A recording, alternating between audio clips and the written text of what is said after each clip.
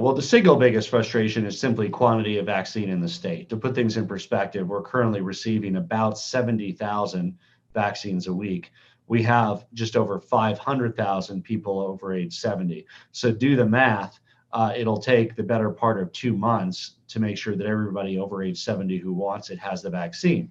That factors into the frustration that many people over 70 have. Some got it, some wonder why somebody else got it and they haven't. The simple fact is we have 70,000 a week, over 500,000 people over 70.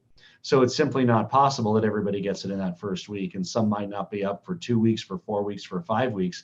If we had more quantity in the state, we could get it into the arms of those who need to be protected even quicker. When we looked through the data in our state, we saw that 78% of the deaths from COVID-19 in Colorado were people over the age of 70, and close to half of the hospitalizations.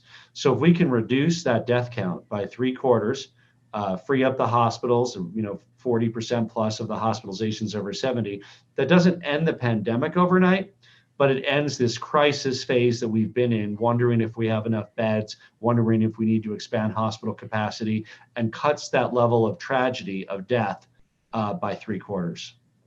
The Biden administration announced they might be releasing all of the doses they have federally, which would be wonderful. If we get an additional 100, 200, 300,000 doses, we have the ability to get them into arms very quickly to protect the most vulnerable faster. We don't know that for a fact. That'll occur. We hope it does.